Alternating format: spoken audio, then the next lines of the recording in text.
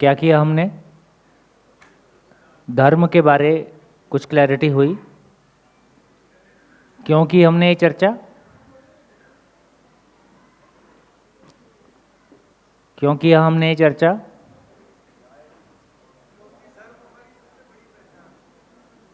Connection तो याद ही नहीं रहता ना। ये धर्म की चर्चा हमने क्यों किया?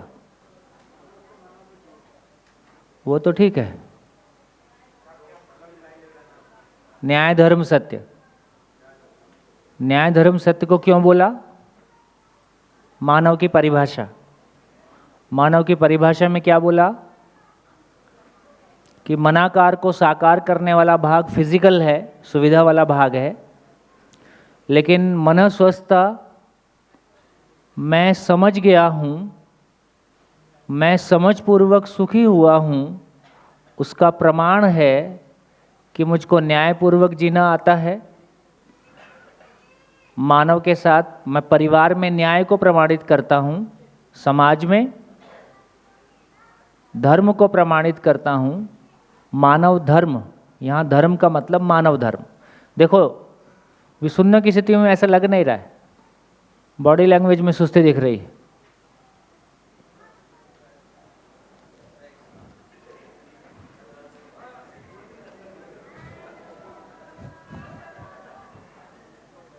खाने का असर रहता ही है।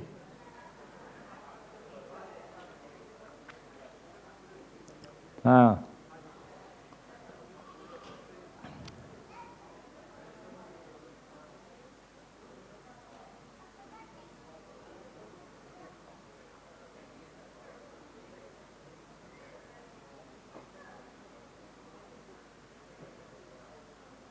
हाँ जी। तो देखिए, धर्म को हमने पहचाना, होने का स्वरूप। तो चार अवस्थाओं के धर्म के बारे में बात किया। पदार्थ अवस्था, प्राण अवस्था, जीव अवस्था, ज्ञान अवस्था का धर्म क्या है, उसको होने के स्वरूप में पहचाना। लेकिन जब न्याय धर्म सत्य की बात कर रहे हैं तो यहाँ पे न्याय का मतलब है कि मानव का परिवार में ज्ञान को प्रमाणित करना, समाधान को प्रमाणित करना। यहाँ धर्म का मतलब है मानव धर्म, और यहाँ मानव धर्म का मतलब है कि अखंड समाज के अर्थ में न्याय को प्रमाणित करना। तो मैं समझा हूँ, इसका पहला प्रमाण परिवार में। मैं समझा हूँ, मेरा परिवार समझा है, इसका प्रमाण समाज में। सभी परिवार समझे हैं, इसका प्रमाण चारों अवस्थाओं के साथ संतुलन पूर्वक जीने में। तो क्या बात हो रही है? मेरे को कोई अनुभूति होती है, मेरे को किसी का दर्शन होता है और आचरण मेरा ठीक नहीं है। क्या मालूम क्या होता है आपके साथ? तो ज्ञान को आचरण पूर्वक प्रमाणित किया जा सकता है, ये इस दर्शन का अद्भुत एक्सप्रेशन है। नहीं तो अभी तक अनुभूति को, किसी दर्शन को अनुभूति का विषय माना गया, स्वांत्य सुखाय कोई चीज़ माना गया, उसको आचरण पूर्वक आचरण में लाया जा सकता है, प्रमाणित किया जा सकता है, परंपरा हो सकती है, उसके आधार पे मानवीय शिक्षा हो सकती है, उसके आधार पे मानवीय व्यवस्था हो सकती है। ये एक अद्भुत बात सामने आई है। तो हम क्यों कर रहे? तो हमने न्याय को पहचाना। तो न्याय को पहचानने से हमारी ये क्लैरिटी बनी कि न्याय का मतलब क्या हुआ। फिर धर्म को अभी तक हम क्या मान रहे थे, है ना? चिन्ह, प्रतीक, कर्मकांड, किताब, मान्यताएं को हम धर्म मान रहे थे। और धर्म क्या निकला? चारों अवस्थाओं का अपना धर्म है और वो उनके होने का स्वरूप है। अब फाइनली हम बात कर सकते हैं सत्य की, कि फिर सत्य किसको बोल रहे हैं। तो सत्य किसको बोलते हैं? सत्य क्या होता है?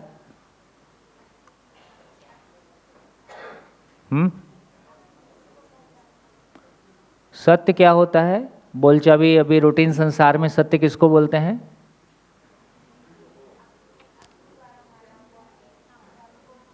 सत्य किसको बोलते हैं? Mic, mic.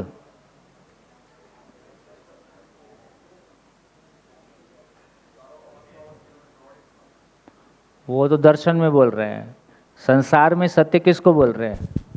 अभी सत्य उस चीज को बोला जाता है कि जो हमारे साथ एक्चुअल में घटित हुआ है उसको वैसा का वैसा ही दूसरे को बताना।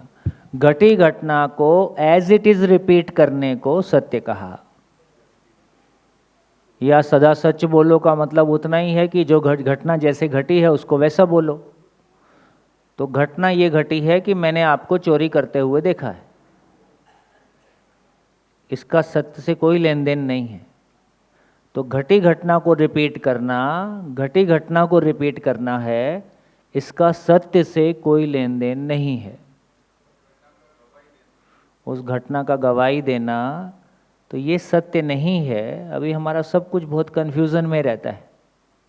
सदा सच बोलो, इसमें सच कुछ नहीं है।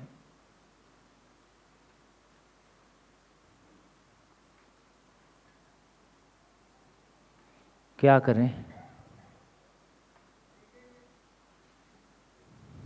क्या बोला? सीखेंगे। पिलर के पीछे छिप छिप के बोलते हैं।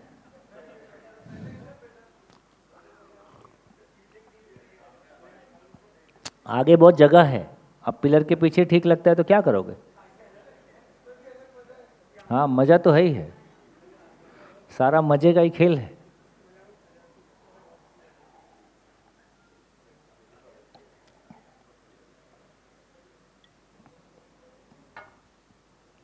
चलो, है गूगल में देखना सत्य क्या बोलते हैं। अभी की परिभाषा के परिप्रेक्ष्य में देखें तो फिर सत्य हुआ कि वो जो चीज़ जिस रूप में है हम उसी रूप में उसको देख सकें। देखना क्या बोलता है गूगल। माइक दीजिए, गूगल का ज्ञान भी देखें पहली बार। है अच्छा लिखा है, सामान्य है। सत्य का शाब्दिक अर्थ होता है सते हितम, यानी सभी का कल्याण। अच्छा, नहीं ठीक है, ऐसा लिखा है। और कुछ एक ही लिखा है कि दो तीन मीनिंग है? हाँ पढ़ो ना, पता चल जाए। इस कल्याण को हृदय में बसाकर ही व्यक्ति सत्य बोल सकता है। एक सत्यवादी व्यक्ति की पहचान यह है कि वह वर्तमान, भूत अथवा भविष्य के विषय में विचार किए बिना अपनी बात पर दृढ़ रहता है। ये तो वही हो गया, घटी घटना को रिपीट करना है।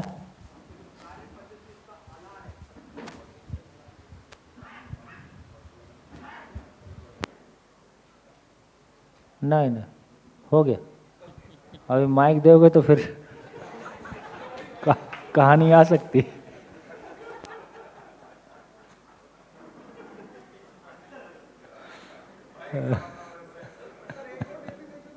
हाँ बोलिए।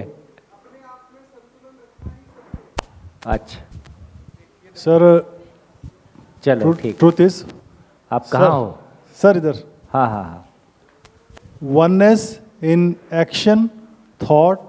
ये आपकी परिभाषा है कि कहीं लिखी हुई है? Oneness in speaking thought and action, it is accepted as a universal truth and it is a truth. Oneness, मैं चोरी का सोचता हूँ, चोरी करता हूँ, चोरी बोलता हूँ, ये वननेस हो गया। ऐसा ऐसा तो नहीं हो सकता। उठो। एक ये अटल बिहारी वाजपेयी ने सत्य के लिए कहा था, ओए होए, ये गूगल में आ रहा है, मैं नहीं बोल रहा हूँ। अच्छा सत्य क्या है, होना या न होना, या दोनों ही सत्य है। जो है उसका होना सत्य है, जो नहीं है उसका न होना सत्य है। मुझे लगता है कि होना ना होना एक ही सत्य के दो आयाम हैं। शेष सब समझ का फेर, बुद्धि के व्यायाम है। किंतु न होने के बाद क्या होता है, यह प्रश्न अनुत्तरित है। और जो कुछ भी समझ में नहीं आया यही उत्तर है। इंग्लिश में अच्छी लिखी है सर, थोड़ी सी इंग्लिश में है, truth is the property of being in accord with fact और reality. In everyday's language, the truth is typically ascribed to things that aim to represent reality or otherwise correspondent to it, such as beliefs, propositions, and declarative sentences. Truth is usually held to be the opposite of the falsehood. जो false नहीं है वो truth है। हाँ, पहली line अच्छी है sir. Truth is the property of being in accord with the fact and reality. Being की बात कर। और एक और डेफिनेशन दिमाग में है मेरे, गीता में लिखी हुई, वो बोलते हैं भगवान ही सत्य है, मतलब मैं ही सत्य हूँ। मैं, जो हम जिस मैं की यहाँ बात कर रहे हैं, वो मैं ही सत्य हूँ, ऐसी डेफिनेशन लिखी है। मैं ही बोल देता हूँ। मैं बोलूँ सर, बोलूँ? हाँ जी, पीछे माइक दीजिए। Sir Hello. Truth is essence, referring to the being truthful in one's thought, speech भाई and हिंदी में action. बताओ, इंग्लिश में मत बताओ। ये गूगल इंग्लिश में बता। आप ट्रांसलेट करके बताओ। ट्रूथ इज जो आदमी के सच थॉट्स होते हैं, स्पीच होती है और एक्शन। हाँ, तो क्या हो गया इनको? शाश्वत ऐसे वो ट्रूथ है, सच, according to Google's.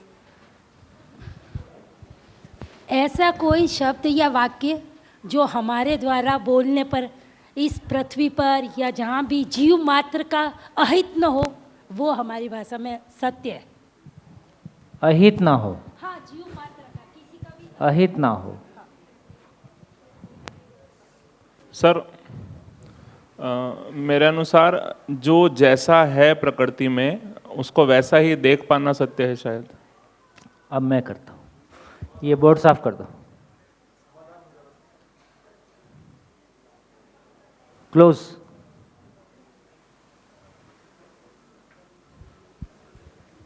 Hello sir, हाँ, सत्य के लिए गांधी जी ने कहा था कि सत्य केवल शब्दों की सत्यता ही नहीं बल्कि विचारों की सत्यता भी है, और हमारी अवधारणा का सापेक्षिक सत्य ही नहीं है बल्कि निरपेक्ष सत्य भी है जो ईश्वर ही है। गांधी जी सत्य को निरपेक्ष सत्य के रूप में ग्रहण करते हैं, सत्य को ईश्वर का पर्यायवाची मानते हैं, इसी सत्य के प्रति निष्ठा है। बढ़िया।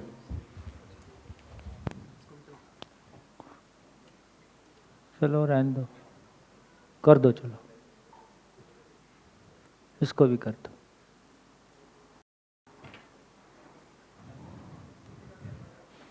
हाँ जी, कितने लोगों को जर्नी जहाँ से पहले दिन से शुरू किया अभी तक की मैपिंग पूरी साथ साथ चल रही है?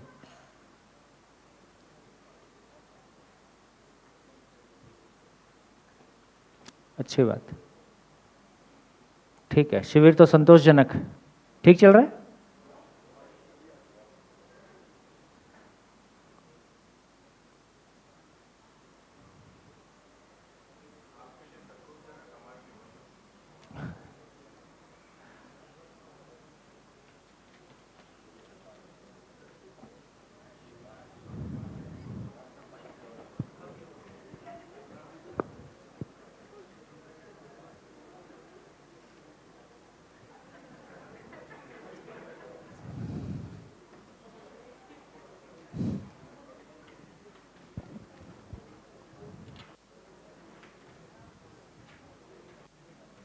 चलिए देखिए, धीरे धीरे हम कोर पार्ट की तरफ जा रहे हैं, और जितनी बातें अभी तक हमने की उसको समराइज करें तो देखिए, क्वेश्चंस के रूप में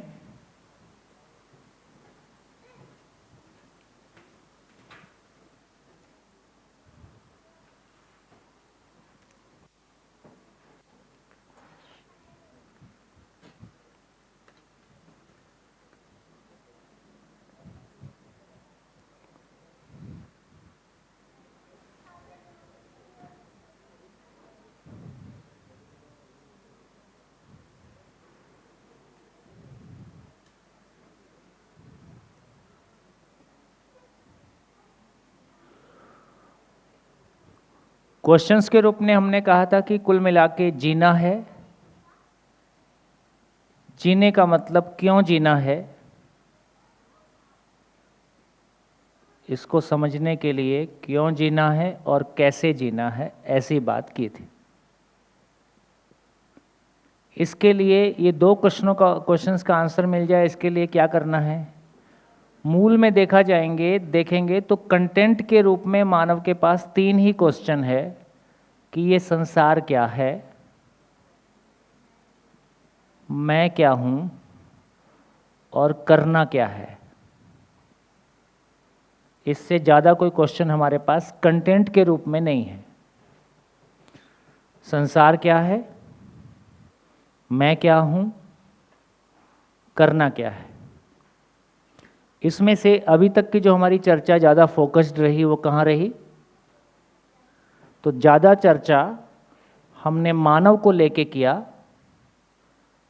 और फाइनली मैं को पहचानने की कोशिश की कि मैं और शरीर 2 अलग अलग वास्तविकताएं हैं, और उसमें मानव को परिभाषित किया कि मानव एक, क्या बोला, सामाजिक पशु नहीं है, प्राकृतिक संसाधन नहीं है, जीव नहीं है, वो न्यायिक सामाजिक इकाई है। हम क्यों इकट्ठा, सामाजिक होना मतलब इकट्ठा होना। हम क्यों इकट्ठा हुए हैं एक घर में या बहुत सारे लोगों के बीच? क्योंकि हम, मानव और पशु में अंतर इतना ही है कि मानव में समझने की ताकत है। तो मैं समझना चाहता हूँ, और समझने का प्रमाण है कि मेरे को मानव के साथ और प्रकृति के साथ जीना आ जाए। इसी का नाम न्याय है। तो मैं न्यायपूर्वक जीने को प्रमाणित कर पाऊँ, न्यायपूर्वक जीने का प्रमाण ही धर्म है, और सत्य को समझेंगे। तो अभी हम शुरू करते हैं कि ये संसार क्या है।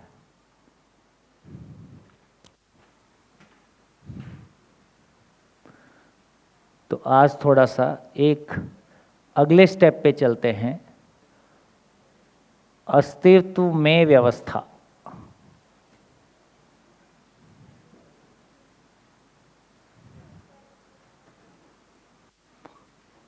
अस्तित्व में व्यवस्था, जितनी अस्तित्व का मतलब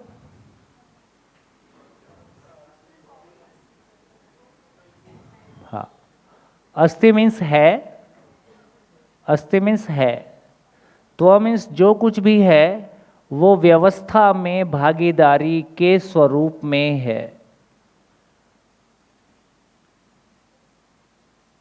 है ना? है, जो है वो व्यवस्था में भागीदारी के स्वरूप में है। इस शब्द का मतलब ऐसा है, जैसे गायत्व, लोहत्व, और क्या होता है, पंचतत्व, व्यक्तित्व। व्यक्तित्व सबसे नज़दीक का शब्द लगता है कि व्यक्तित्व, यदि व्यक्ति है तो व्यवस्था में भागीदारी के स्वरूप में है, इसका नाम व्यक्ति है। अभी हम व्यक्ति हैं लेकिन व्यवस्था में भागीदारी के स्वरूप में नहीं है, अव्यवस्था फैला रहे। तो इसलिए शब्दों की बनावट को भी देखेंगे तो बहुत एक एप्रिशिएट करने का जगह बनता है कि जिन्होंने भी शब्दों को बनाया है ना, काफ़ी एक गहराई से बनाया है। चलिए, तो जो कुछ है, क्या कुछ है, तो हमने एक पाया कि इकाइयां हैं, एकम है। एकम को देखा तो एकम एक है जिसको हम जड़ इकाई के रूप में पहचान रहे हैं, और उसको हमने एटम के रूप में पहचाना है, परमाणु के रूप में पहचाना है। परमाणु अकेला नहीं रहता, दूसरे परमाणु के साथ मिलके मॉलिक्यूल हो जाता है, इसको हम अणु के रूप में पहचानते हैं। वो अकेला नहीं रहता, बहुत सारे अणु मिलकर पिंड के रूप में हो जाते हैं। पिंड उसको बोल रहे हैं जब मॉलिक्यूल आँख से विजिबल हो गया। बहुत सारे मॉलिक्यूल मिलके जब आँखों से विजिबल हो गया तब उसको पिंड बोल रहे हैं। पिंड के रूप में हम देखते हैं कि हमको मिट्टी दिखाई देती है, पत्थर दिखाई देता है, मणि और धातु दिखाई देता है। इसको हमने नाम दिया पदार्थ अवस्था। ये सब हम साइंस में पढ़ते ही हैं।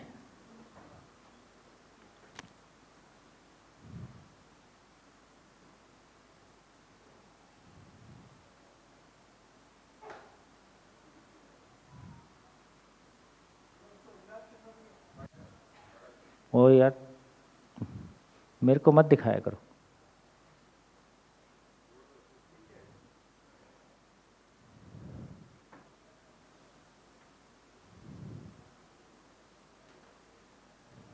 पदार्थ ज़्यादा बड़ा हो गया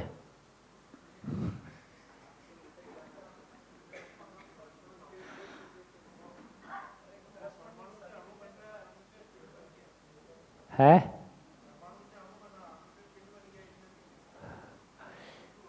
ठीक हो गया, आगे बढ़े, आगे बढ़ते। तो अणु भी अकेला नहीं रहता है। अणु के साथ जब एक निश्चित ताप, टेम्परेचर, दाब, प्रेशर और नमी, ह्यूमिडिटी के संपर्क में आता है तो एक प्रकार का रासायनिक क्रिया के फल में हमको यौगिक उपलब्ध होते हैं, कंपाउंडिंग प्रोसेस शुरू हो जाता है। ये यौगिक में ही एक तरह का प्रोसेस आगे बढ़ता है तो हमको सेल उपलब्ध हो जाता है, कोशिकाओं से बनी हुई रचनाएं उपलब्ध हो जाती हैं। ये कोशिका से बनी हुई रचना ही पेड़ पौधे के रूप में दिखाई देती है, प्राणावस्था।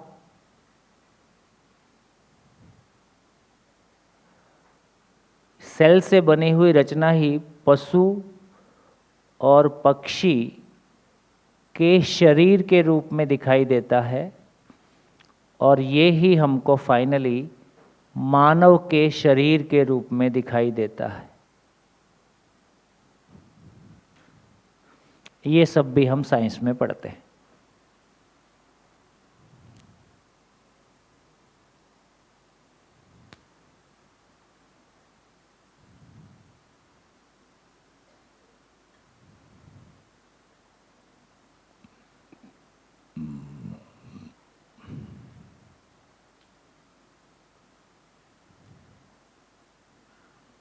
आगे चले।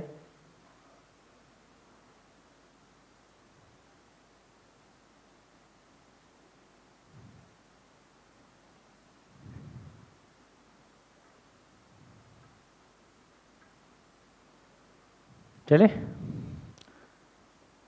और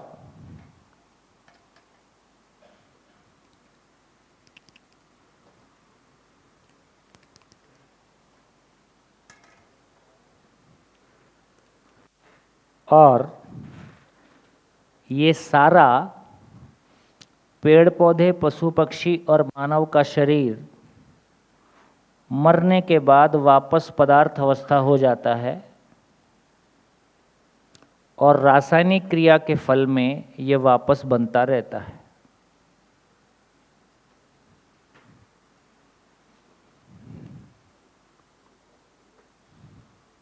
ये ठीक?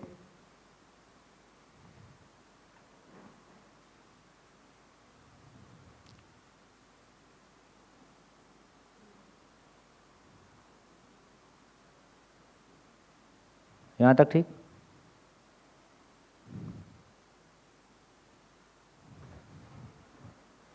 इसमें से जो पदार्थ पेड़ पौधे हैं उनको हमने एक नाम दिया है प्राण अवस्था, क्योंकि कोशिकाएं सांस लेती हैं, सांस का मतलब प्राण है। तो पदार्थ अवस्था और प्राण अवस्था, 1 2, यहाँ तक का चीज़ हम साइंस में पढ़ते ही हैं। आगे एक दूसरी इकाई जो हमने पिछले दिनों में पहचानी, तो हमने कहा कि ये चैतन्य इकाई भी है, चैतन्य एकम है। ये एक ही प्रकार का होता है। ये जड़ परमाणु 108 या कम ज़्यादा, 108 से ऊपर भी है, तो ये 108 प्रकार के परमाणु हैं। चैतन्य इकाई एक ही प्रकार का इकाई है जिसको हम जीवन के रूप में पहचाना, मानव के रूप में जब हमने ये जीवन नाम की इकाई को पहचाना तो हमने पहचाना कि इसमें निरंतर सुख की कामना है।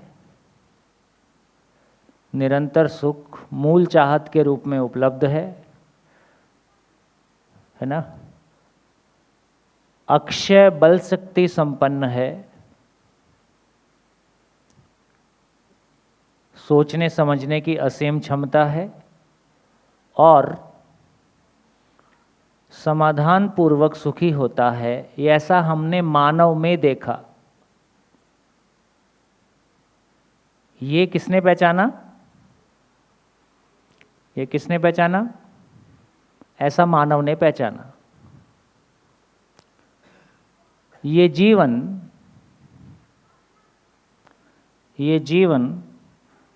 यही जीवन जब पशु शरीर को चलाता है, इसका नाम जीव अवस्था है। यही जीवन अपने इवोल्व विकास की यात्रा में यही जब मानव शरीर को चलाता है तो इसका नाम ज्ञान अवस्था है,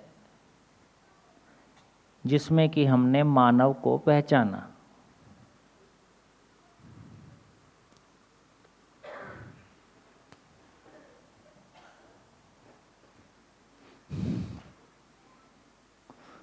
हाँ जी,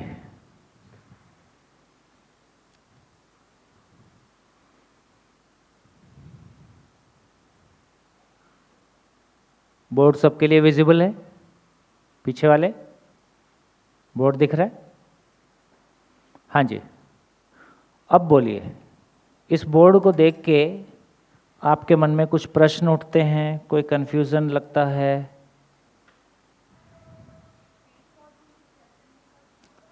तो एक क्वेश्चन ये निकला कि पेड़ पौधों में चैतन्य का कुछ है कि नहीं है। ये एक अच्छा क्वेश्चन है। जैसे सभा में कितने लोग ये मानते हैं, हमने सुना है कि जैसे मानव सुखी दुखी होता है, ऐसे ही आंशिक रूप में पेड़ पौधे भी सुखी दुखी होते हैं।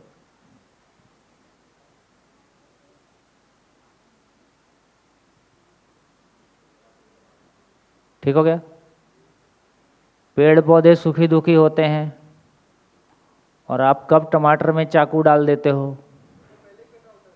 अच्छा, पहले कटा होता, कट के अपने आप घर में आ गया। तोड़ते टाइम होता है, उसके बाद नहीं होता है। अच्छा, है ना। और बैंगन की तो खैर नहीं, भुड़ता बना बना के और उस पर फिर मिर्ची का छोंक लगा लगा के। तो यदि पेड़ पौधे आंशिक रूप से सुखी दुखी होते हैं तो किसी को कष्ट देना पुण्य है कि पाप है? जोर से बोलो। तो हे पापियों,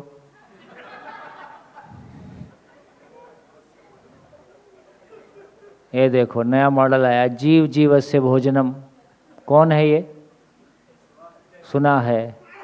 अब आप किसी के घर गए तो उसको लगा कि अच्छा नाश्ता आ गया है। हमारे जैसा जाएगा तो फिर भी बच जाएगा, हड्डियाँ ही मिलेंगी और क्या मिलेगा, है ना। आपके बाजू वाला चला गया तो हफ्ते भर का नाश्ता है।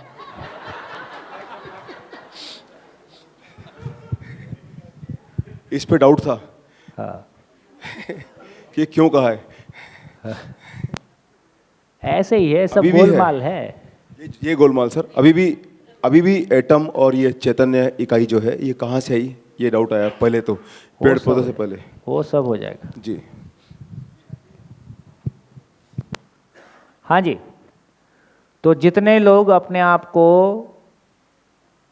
यदि हम ये मानते हैं कि पेड़ पौधे आंशिक रूप से सुखी दुखी होते हैं, तो उनको तोड़ना, मार के खाना, ये मानवीय कृत्य है कि अमानवीय कृत्य है? अमानवीय कृत्य है। तो आप सबको क्या कहें? हिंसक लोग कहें, अमानुष कहें, मानुष कहें, क्या कहें?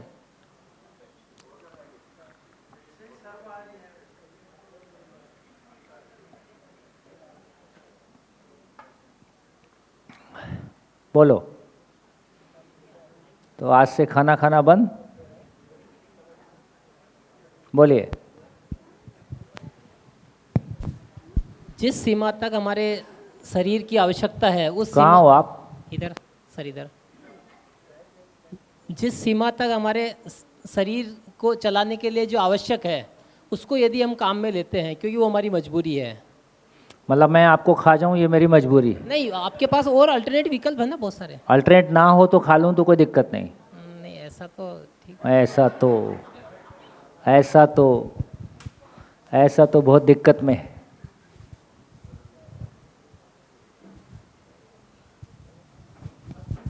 आइए, स्वागत है। आगे आ जाइए, थोड़ा सा इधर करेंगे। हाँ जी, तो जैसे हमारी चर्चा चल रही थी तो उस क्रम में देखिए, फिर से रिपीट करता हूँ। जैसे ही ये लिखते, क्योंकि जगदीश चंद्र बसु ने भी जो एक्सपेरिमेंट किया जिसमें क्रिस्कोग्राफ इंस्ट्रूमेंट को हम अपने स्कूल टाइम में पढ़ते थे, हैं, है ना? तो इसका मतलब है कि जो कुछ भाषा के रूप में उन्होंने कहा कि पेड़ पौधों में भी जीवन होता है, ऐसा बोला। अब जब साइंस जीवन शब्द को यूज़ करता है तो स्पेसिफिकली तो उसका मतलब सेल मल्टीप्लिकेशन होता है, कोशिका का सांस लेना और सेल का मल्टीप्लाई करना। लेकिन हमारी जो सामाजिक कंडीशनिंग और आस्था के साथ जो कंडीशनिंग पाई जाती है वो बहुत कॉमनली पाई जाती है कि हम ये मानते हैं कि आंशिक रूप से पेड़ पौधे भी सुखी दुखी होते हैं। ठीक हो गया? और ये गहरे में काफ़ी फैल के पाई जाती है। फिर थोड़ा सा इस पे तर्क किया जाए कि देखो हम लोग शाकाहारी लोग हैं, अहिंसक लोग हैं, और यदि पेड़ पौधे आंशिक रूप से सुखी दुखी होते हैं तो पेड़ पौधों से उनको काटना, तोड़ना, मिर्ची डाल डाल के फ्राई करना, और बैंगन की तो खैर नहीं है ना, भरता ही बना देंगे तो इससे उसको दुख होता होगा, नहीं होता होगा?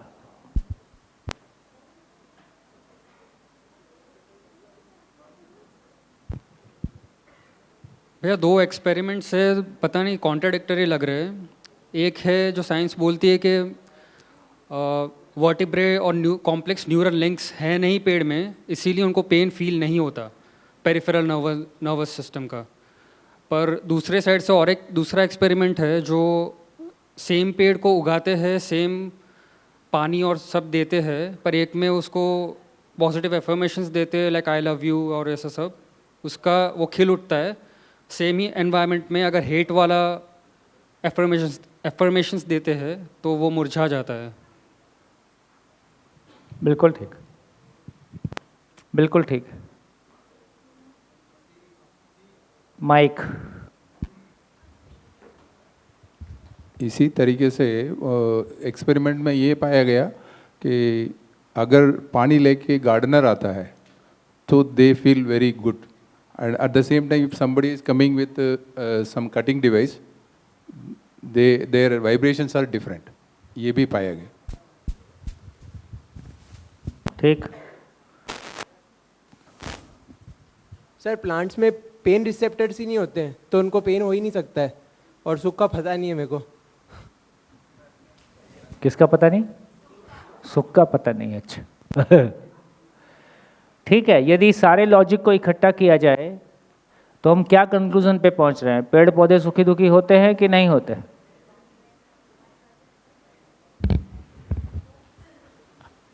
हेलो, ये क्वेश्चन है कि हम पेड़ पौधे को खाते तो हमें पाप लगता है कि नहीं लगता हाँ, है? तो उससे यदि सुखी दुखी होते हैं तो पाप लगता है। हाँ, तो मेरा ये कहना है कि जैसे हमने बोला कि चारों अवस्था है प्रकृति के अंदर और चारों अवस्था एक दूसरे के ऊपर डिपेंडेंट है, तो सारे अवस्था एक दूसरे पे डिपेंडेंट है। सो हम एज अ मानव भी हम लोग प्राण अवस्था पे डिपेंडेंट तो है ही है। कब तक हम लोग उसका खाना खाए या उसको यूज़ करें तो हमको नहीं लगेगा पाप, जब तक हम लोग उसको आवर्तनशील कॉन्टेक्स्ट में यूज़ करके वापस प्रकृति की दूसरी अवस्था को कुछ देंगे। हाँ, फिर ये भी सोच सकते हैं कि जनसंख्या ज़्यादा हो गई है तो उसको खाया जा सकता है। क्योंकि आवर्तनशीलता प्रॉब्लम में आ गई है। तो मानवी मानवी को नहीं खा सकता है? क्यों, क्योंकि कौन वो तो सा नियम है वो? सेम अवस्था यदि है। जीव जीवस्य भोजनम है तो किस नियम से नहीं खा सकता है? एक अवस्था दूसरी अवस्था को खा सकती है शायद, बट सेम अवस्था अपने आप को खा नहीं सकती, ऐसा मेरा। जैसे सिंह अपने पेड़ को खा पौधे सकता है। पेड़ पौधे को खाते हैं, नहीं, सिंह जो है मतलब पशु अवस्था। जानवर जानवर को खाते हैं। हाँ वो है, वो बराबर है, तो वहाँ पर नहीं अटक। और पेड़ पौधे भी कीट पौधों को, कीट पतंगों को खाते हैं। हाँ तो वो तो दूसरी अवस्था है, बट हाँ ये ठीक हो गया सर? जो जनरल परसेप्शन है वो यही है कि पेड़ पौधे सुखी दुखी होते हैं और फिर उनको हम मार मार के खाते हैं। तो ये किसी भी सभा में ये कॉन्ट्राडिक्शन रहता ही है और ज़्यादा हम सोचते नहीं हैं, ये अच्छी बात है। लेकिन ज़्यादा सर, सोचने का काम नहीं है। सर हाँ, वैसे देखा जाए तो किसी किसी पौधों के जो हम छूते हैं तो मतलब वो किसी किसी को नहीं छूते हैं, सभी को छूते हैं। बोर्ड को भी मैंने छू दिया है, ये भी प्रभावित हो गया है। जहाँ मेरी उंगलियां रखी हैं वहाँ बोर्ड का टेम्परेचर बदल गया है, तो सारे पौधे ही छुई मुई होते हैं। कोई कोई का प्रभाव इतना ज़्यादा है उसमें, उसका एक्सेप्टेंस या उसका प्रभाव इतना अधिक दिखाई देता है कि हम आँखों से नोटिस करते हैं, बाकी को आँखों से पता नहीं चलता है। प्रभावित सभी इकाइयाँ दूसरी इकाई से प्रभावित होती हैं। हाँ, नॉन लिविंग भी, ये बोर्ड प्रभावित हो गया है। तो ऐसा विचार आता है दिमाग में कि जो पेड़ पौधे होते हैं, हो सकता है उनका इंटरनल स्ट्रक्चर ऐसा हो कि वो हमको देने से ही खुश होते हो। हाँ हाँ हाँ, कि हाँ ठीक है, मैं हाँ, ये दे देता हूँ, मेरे को काट ले जाओ, मैं खुश हाँ, हूँ। लेकिन फिर भी क्योंकि इंसान भी होता है कभी कभी, अभी देश के लिए बलिदान करता है कोई, तो वो खुशी खुशी करता है ना। घर के लोग बुजुर्ग हो जाएं फिर वो धीरे से कहें अब तो हमारा कोई काम बचा नहीं है, तुम नाश्ता ही कर लो। एक्चुअली सर ऐसा समुद्र में होता है, जब बहुत सारे लोग समुद्र में फंस जाते हैं तो उनमें से कुछ मिलके एक को मार के खा हाँ, जाते हैं। मैं भी वही कह रहा हूँ कि ऐसा ही फिर हम भी आपस में कर सकते हैं।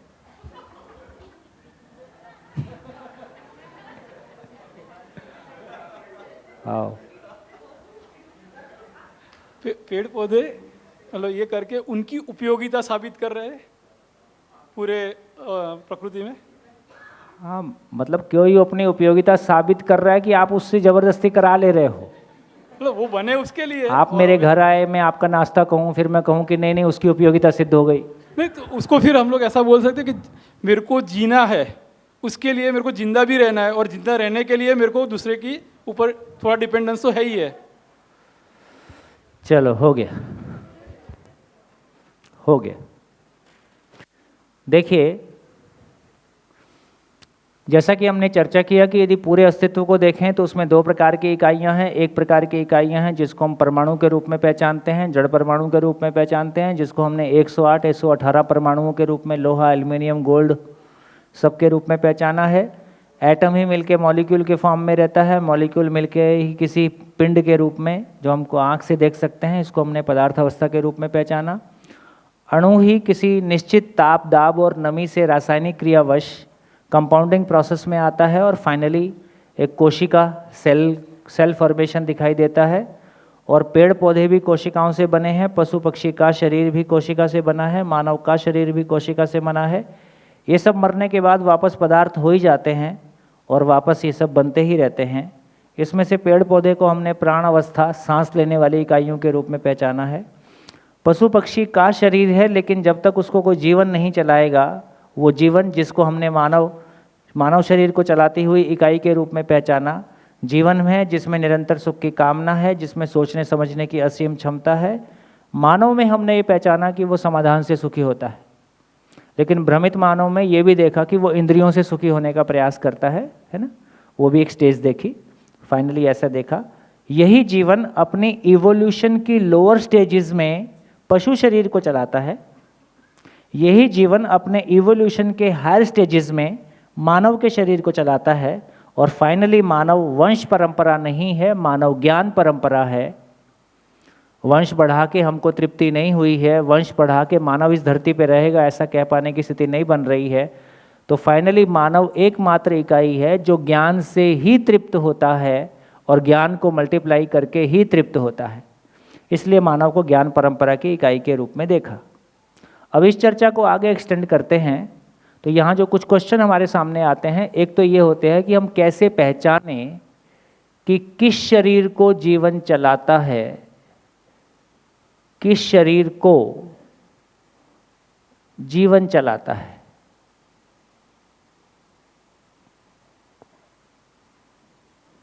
एक और समझने लायक बात है कि जीवन ही, जिसको जीवन बोल रहे हैं, जिसको हमने मैं कहा, परंपरा में उसको आत्मा शब्द से इंगित करने की कोशिश की, ये जीवन अपने आप में, ये जीवन ही, जीवन में ही देखने की ताकत है, ये दृष्टा है, जीवन में ही कर्ता पद है, इसमें कर्म करने की कल्पनाशीलता है और मानव शरीर के माध्यम से उसको करता है, और जीवन ही सुख दुख को भोगता है।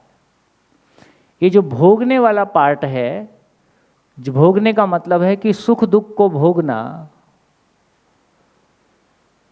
सुख दुख को भोगना, ये भोगने वाली चीज केवल और केवल इस जीवन नाम की एंटिटी में है, जो मैं हूं, आप है।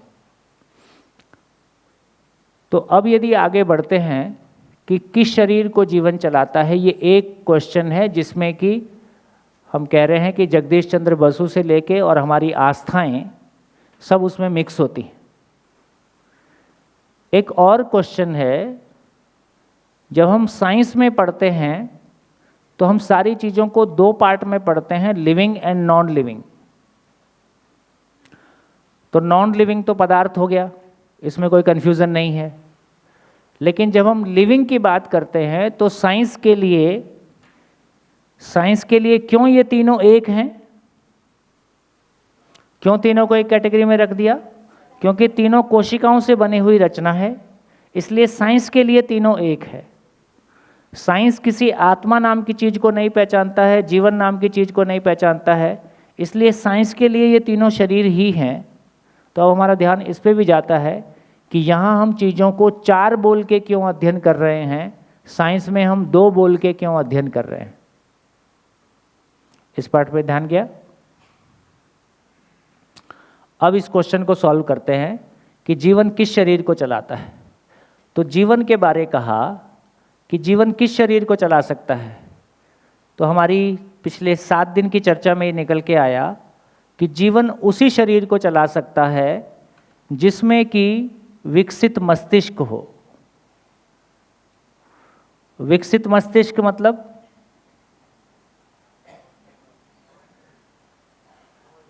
ऐसा मस्तिष्क जो शरीर के सूचनाओं की प्रसारण मुझ तक कर सके और जो मेरी मान्यताओं के अनुसार शरीर को चला सके।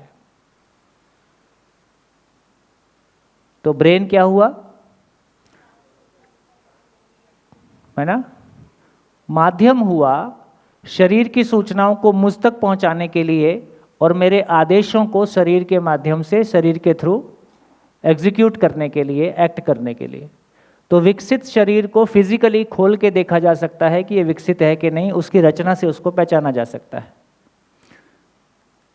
दूसरा, यदि जीवन नाम की कोई चीज है तो उसमें मिनिमम मानने की घटना है, मानना। जीवन में मानने की घटना है, इसलिए उसको सिखाया जा सकता है। सीखना जीवन का मिनिमम एक्सप्रेशन है। जैसे हम आदमी को भी नाम लेके बुलाते हैं और कुत्ते को भी नाम लेके बुलाते हैं, गाय को भी नाम लेके बुलाते हैं, है ना। हमारे पास 30-32 गाय हैं, तो सुबह सीता आवाज़ मारेंगे तो 25 बच्चों में से केवल सीता का बच्चा निकल के आएगा, बाकी आराम से खड़े रहेंगे दूध पीने के लिए। तो वो भी अपने नाम को वैसा ही पहचाने हुए है जैसा हम पहचाने हुए हैं। हम जितने पशुओं को पालतू बना पाए हैं वो इसलिए बना पाए कि उसको हम कुछ सिखा पाए। इसका मतलब है कि मानव में जीवन में मिनिमम मानने की क्रिया है तो उसको कुछ सिखाया जा सकता है। तीसरी चीज है, यदि जीवन है तो वो जीना चाहता है। जब भी जीने के अगेंस्ट कोई स्थिति बनती है तो वो भयभीत होता है। तो ये 3 चीज़ें हो गई जिससे हम पहचान सकते हैं कि कोई किस शरीर को वो जीवन चला सकता है कि नहीं, जिसको कभी हमने आत्मा के रूप में पहचानने की कोशिश की है। तो अब एक एक करके बात कर सकते हैं। जैसे पदार्थ में विकसित मस्तिष्क है, कुछ सिखा सकते हैं, छुट्टी हो गया। तो पदार्थ तो पहले से भी संदेह के घेरे में नहीं है। अब पेड़ पौधे की बात करते हैं। पेड़ पौधे में विकसित मस्तिष्क होता है? नहीं होता। पेड़ पौधे को सिखा सकते हैं? रामलाल आएगा तो टहनी घुमा के मार देना, ऐसा नहीं सिखा सकते। जैसे कुत्ता हमारे पीछे आए और कुत्ते को 4 डंडे ठीक से लगा दें, फिर कुत्ता आपको पहचानता है कि नहीं? अच्छे से पहचानता है। इसके 50 कम से कम 100 मीटर दूर से निकलना है तो आपके नज़दीक तो नहीं आएगा। और 4 रोटी डाल दिए तो जहाँ बैठोगे वहीं बाजू में आके बैठेगा। तो हमको समझ में आता है कि भयभीत होने का मतलब क्या होता है। क्या हम पेड़ पौधे को भयभीत कर सकते हैं? प्रभावित होना और भयभीत होना अलग बात है। प्रभावित होना और भयभीत होना अलग बात है। तो इससे एक हमारी क्लैरिटी बनती है कि पेड़ पौधे में ना विकसित मस्तिष्क है, ना उसको सिखाया जा सकता है वैसा सिखाना जैसा हमने किसी पशु पक्षी को सिखाया है, और ना उसको भयभीत किया जा सकता है। इससे सिद्ध होता है कि पेड़ पौधे शरीर को, पेड़ पौधे को कोई जीवन नहीं चला सकता है जो कि सुखी दुखी होता है, जो कि मैं हूँ, आप हैं, या एक पशु शरीर को चलाता हुआ जीवन है। तो पेड़ पौधे में क्या चीज़ है? कोशिकाएं। कोशिकाएं क्या चीज़ हैं? मैग्नीशियम, पोटेशियम, आयरन, कुल मिला के कोशिकाएं ही हैं। कुल मिला के अणु ही हैं। अणु का मतलब परमाणु ही है। परमाणु का मतलब 108 में से ही कुछ होगा।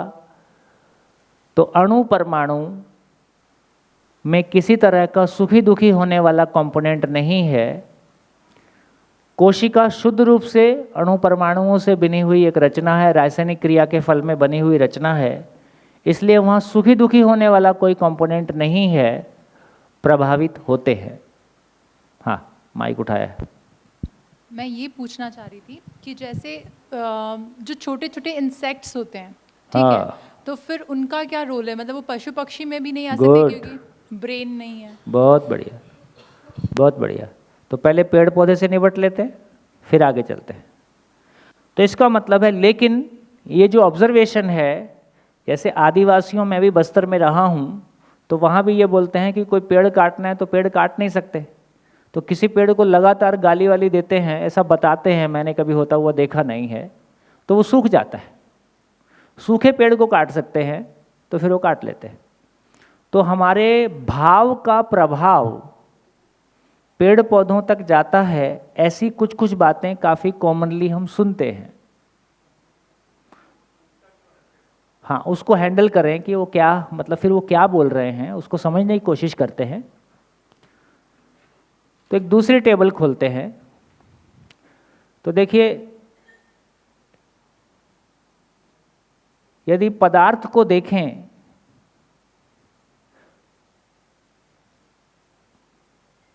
प्राण अवस्था, जीव अवस्था और ज्ञान अवस्था। यदि पदार्थ को देखते हैं, यदि पदार्थ को देखते हैं तो उसमें पहचानना और निर्वाह करना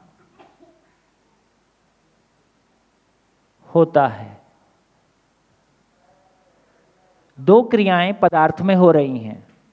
जैसे हम लोहे पे ज़्यादा विश्वास कर सकते हैं कि आदमी पे? लोहे पे, क्योंकि लोहे के आचरण की निश्चितता है। आदमी कब क्या करेगा पता नहीं। इसका अर्थ ये हुआ, क्यों लोहे के आचरण की निश्चितता है? क्योंकि लोहे का परमाणु जिस ताकत के साथ में दूसरे परमाणु को पकड़े हुए है, वो लगातार उतनी ही ताकत से एक दूसरे को पकड़े रहते हैं। उसी ताकत को हम छत के रूप में इस्तेमाल करते हैं और ये हमेशा बना रहता है।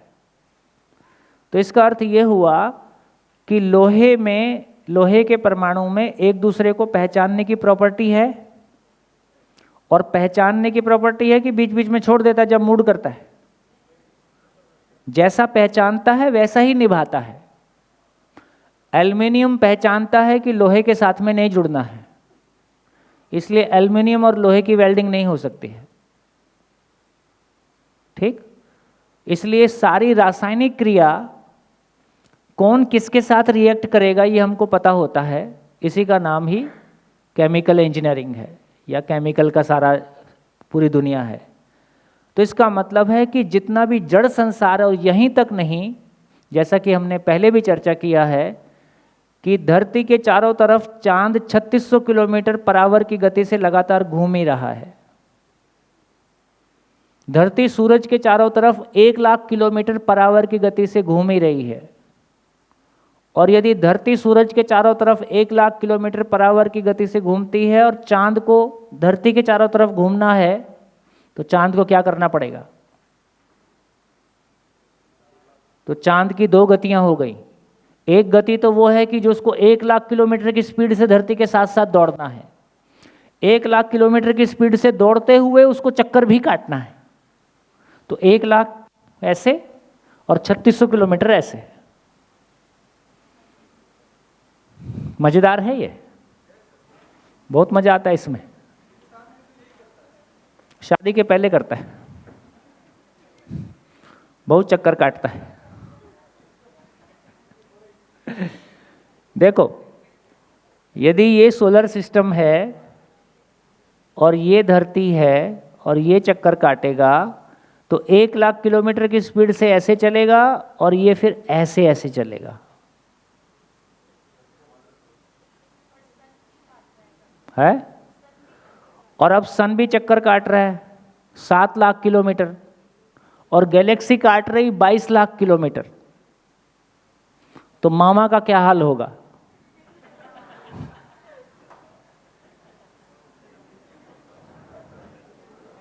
मामा की तो वाट लग गई।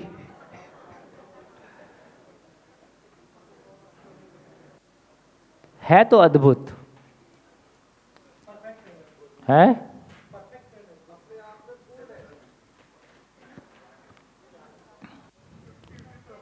है। तो इसका अर्थ यह हुआ कि पूरी सृष्टि में पदार्थ अवस्था में पहचानना और निर्वाह करने की निरंतरता बनी हुई है, और वो अपने आप में पूरी तरह से पूर्ण है। भाई, धरती अपने एक्सिस के चारों तरफ घूमती है, तो हमारे यहाँ रात और दिन की बात करते हैं। वो अंडाकार घूमती है। धरती को कैसे पता कि मैं अंडाकार घूमूं ताकि इसको नींबू भी मिल जाए, आम भी मिल जाए? वे ऋतु परिवर्तन होता है तभी हमको सारी फसलें मिलती हैं। ठीक, तो धरती और सूरज ने मिलके उसके मानव रूपी बच्चे आने के लिए इतनी व्यवस्था कर रखी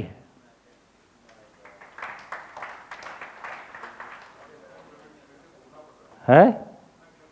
आओ, 15 करोड़ किलोमीटर दूर एक आग का गोला के चारों तरफ धरती यदि इलिप्टिकल नहीं घूमे तो धरती पर ऋतु परिवर्तन नहीं होंगे, और वो भी अपनी एक्सिस से 23 डिग्री टिल्ट है। ये एक्सिस पे 23 डिग्री टिल्ट होने की पूरी कहानी है।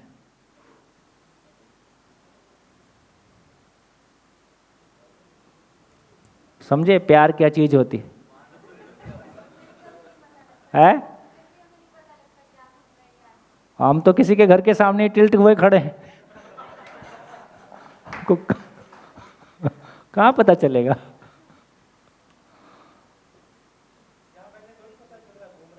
आहो, ये तो अच्छा है। जो बिल्डर को पता नहीं है 1,00,000 की स्पीड से घूम रही है, नहीं तो बिल्डिंग बनानी बंद कर देगा। तो इससे ये पता चला कि ये धरती, ये एक सब एटॉमिक पार्टिकल से लेके गैलेक्सी तक जो कुछ भी है वो उसमें पहचानने और निर्वाह करने का काम बना हुआ है और ये बहुत इंटेलिजेंटली हो रहा है। इसी से हम कहते हैं कि पदार्थ में भी कोई चेतना है। इसी को हम बोलते हैं कि इतना सोचा, हम अपना घर चलाने के लिए पूरी ताकत लगा दी है, तब घर नहीं चल रहा।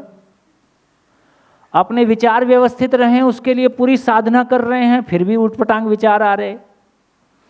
हमारी सारी कोशिशों के बावजूद गलतियां हो रही हैं, और वहां क्या महिमा है कि सब कुछ परफेक्ट है।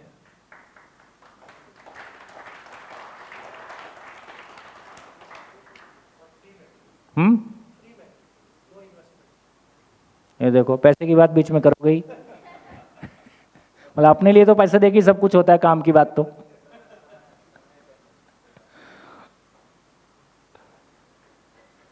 तो एक बात पता चली कि पदार्थ अवस्था में पहचानना निर्वाह करना होता है। जो पहचानना निर्वाह करना पदार्थ अवस्था में होता है, उससे और हायर क्वालिटी का पहचानना निर्वाह करना पेड़ पौधों में होता है। पेड़ पौधा क्या पहचानता है? गर्मी को, सर्दी को, खाद मिला नहीं मिला, है ना। और क्या पहचानता है? प्यार क्या चीज होती है। और सूरजमुखी का पौधा 15 करोड़ मील सूरज के साथ में प्यार में हो जाता है, तो सूर सारे दिन उसी को देखता है।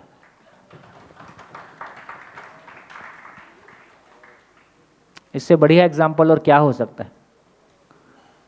तो इसका अर्थ है पहचानने निर्वाह करने की महिमा पेड़ पौधों में पदार्थ अवस्था से और विकसित रूप में पाई जाती है, जिसमें कि पानी की कमी, पानी का कम होना, ज़्यादा होना, गर्मी का कम होना, ज़्यादा होना, खाद का कम होना, ज़्यादा होना, आयु का ज़्यादा होना, कम होना, मौसम का बदलना, और कितना सारा बैक्टीरियल एक्टिविटी है, कितना सारा केमिकल कंपोजिशन है।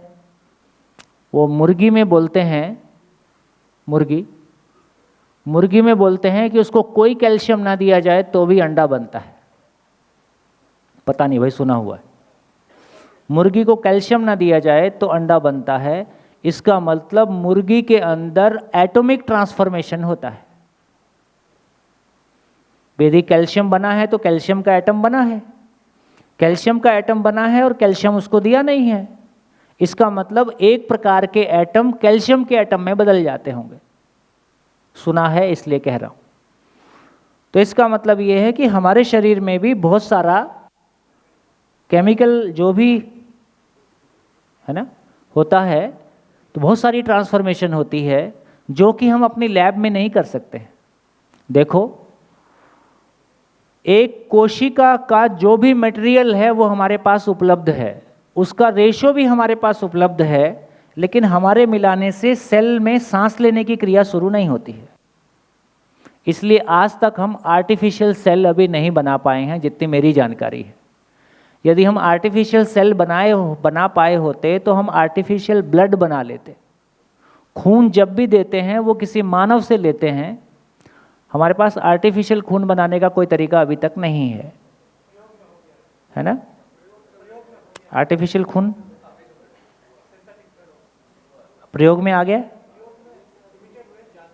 जानवरों, ठीक हो गया।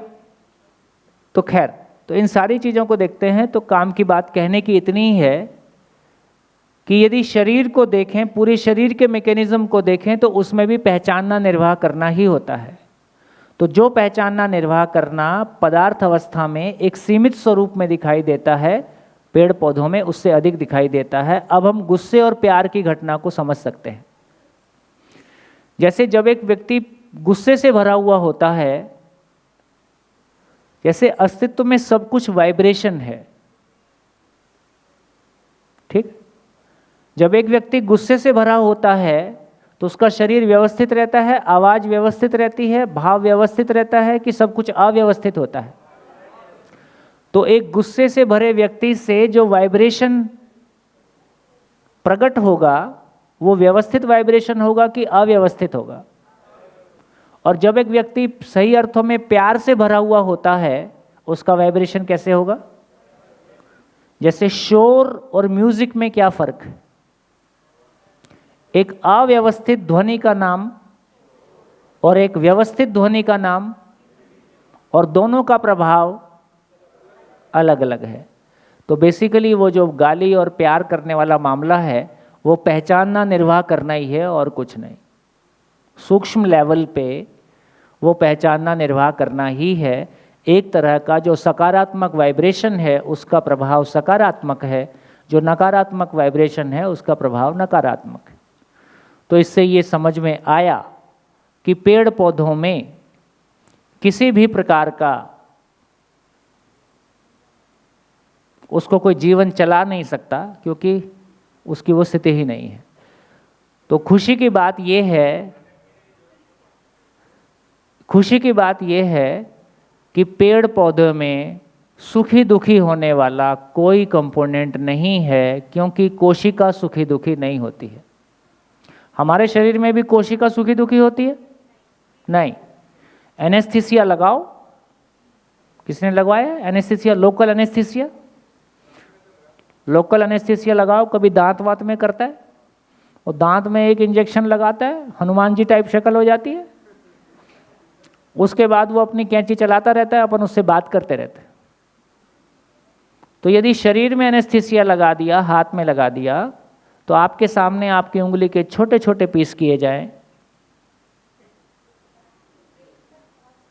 तो यदि अपने तक मैं देख रहा हूं लेकिन मुझको कोई प्रॉब्लम नहीं, दर्द कोई नहीं है, मैं बात कर रहा हूं, मैं देख रहा हूं, लेकिन दर्द कोई नहीं है। हाँ, अब मेरी उंगली नहीं रहेगी ये तो मेरे को पता चल रहा है, उसका जो दुख होगा होगा, नहीं होगा तो नहीं होगा। तो इससे ये पता चला कि कोशिका में कोई दर्द नहीं होता है। बढ़िया। तो आप शाम का भोजन आराम से कर सकते हैं।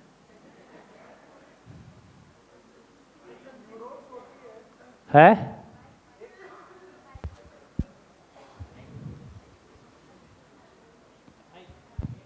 जो न्यूरॉन्स होती है वो भी एक तरीके की कोशिका ही होती है, और उनका भी यही काम होता है, वो दर्द पहुंचाने का ही काम करती है, उन्हीं को होता है दर्द। तो होता है कोशिका को भी नहीं, तो दर्द फिर ये। वो दर्द का सिग्नल पहुंचाती है, उस सिग्नल को पहचानने वाला मैं हूं। इसलिए ये तो और खतरनाक एग्जाम्पल है। ब्रेन में कुछ भी होता है वहां दर्द ही नहीं होता है, क्योंकि उसको ब्रेन सेल को दर्द नहीं हो, उधर ब्रेन वाले पार्ट में दर्द ही नहीं होता। ये किसी को पता है कि नहीं पता है? हैं? पता है? बताओ, ठीक से बताओ, माइक लो। ये अधिकांश लोगों को नहीं मालूम है। ब्रेन में दर्द के रिसेप्टर्स नहीं होते। हमारे ब्रेन की सेल्स में दर्द, ब्रेन का एक पार्ट जो है वो दर्द को पहचानता है, जो न्यूरॉन्स उसका सिग्नल लेके आते हैं उसको आइडेंटिफाई करता है और उस पार्ट को वापस भेजता है कि हाँ तेरे यहाँ दर्द हो गया। बाकी ब्रेन में इटसेल्फ दर्द की कोई रिसेप्टर्स वगैरह नहीं होते। ये बात सच्चाई है, साइंटिफिक फैक्ट है। ठीक हो गया? कुछ बोल रहे हैं? ठीक हो गया? तो चलो, दो नैया पार हो गई। पदार्थ अवस्था पार हो गई, प्राणावस्था पार हो गई। तो प्राणावस्था केवल और केवल कोशिकाओं से मिलकर बनी हुई रचना है, उसमें सुखी दुखी होने वाला कोई कंपोनेंट नहीं होता। फिर से जोर से कह देना चाहता हूं, इस पूरे एग्जिस्टेंस में सुखी दुखी होने वाली एकमात्र एंटिटी जीवन है, दूसरी कोई चीज है ही नहीं। क्योंकि दूसरी चीज या तो सेल है या तो एटम है। यदि कोई चीज दूसरी होगी तो क्या होगा? या तो सेल है या एटम है। सेल, एटम या एटम ही वाइब्रेट करेगा ना, बिना एटम और सेल के वाइब्रेशन कहां से आएगा? तो वाइब्रेशन कहीं से आएगा तो कोई एंटिटी है, उसका प्रभाव का नाम वाइब्रेशन है। अपने आप में वाइब्रेशन प्रोड्यूस नहीं हो सकता। कौन?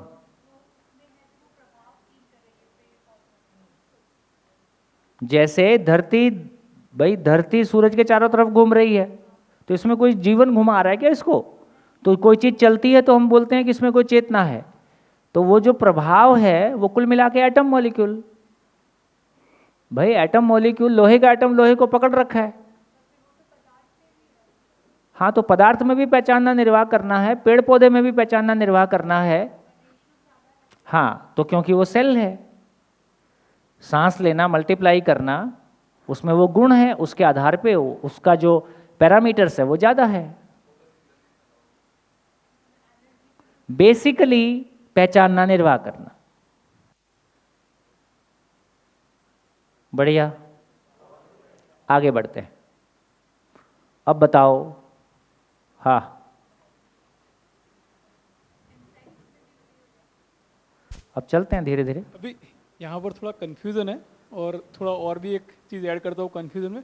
पानी एक पदार्थ है, राइट? हाँ, पानी के अंदर भी अभी एक्सपेरिमेंट बोला जा रहा है कि पानी के अंदर भी मेमोरी होता है, हाँ। और वो मेमोरी हमारे भाव से, हमारे पॉजिटिव और नेगेटिव भाव से पानी में ही मेमोरी नहीं होता है, चांद के पास भी मेमोरी है, और धरती के पास भी मेमोरी है, और सबके पास मेमोरी है। तो यदि हम ऐसे डिफाइन करेंगे तो चांद 3600 किलोमीटर की स्पीड से लगातार धरती को याद रखता है ना, इसके बाजू घूमना है। हाँ? भाषा भाई, चांद लगातार ध्यान रखता है ना मेरे को धरती के साथ रहना है, पीछे छूट नहीं जाता है, तो उसके पास भी कोई मेमोरी है। इसका मतलब है किसी प्रभाव को हम मेमोरी के रूप में पहचान रहे। बट मेरे को लगता है दो टाइप की मेमोरी है। एक है मसल मेमोरी बोलते हैं, जो ऑटोमेटिक होने लगता है। तो मेरे को लगता है जो हम लोग पृथ्वी की मेमोरी बोलते हैं, which is more often that kind of memory. और जो पानी वाली मेमोरी है वो हम लोग हमारे सूक्ष्म भाव से अफेक्ट कर पानी सकते हैं। केवल पदार्थ नहीं है, पानी पदार्थ और प्राण अवस्था के बीच की कड़ी है। वो पदार्थ अवस्था से ऊपर है, प्राण अवस्था के लिए पृष्ठभूमि है। पानी इस धरती का सबसे बड़ा केमिकल है, पानी इस धरती का सबसे बड़ा रसायन है, और किसी भी धरती पे पानी मिलने का मतलब है कि वहां पे सेल फॉर्मेशन हो जाएगा, जिसको जीवन विज्ञान, जिसको जीवन बोलता है, लाइफ। ठीक हो गया? धीरे धीरे धीरे धीरे धीरे धीरे पचाओ।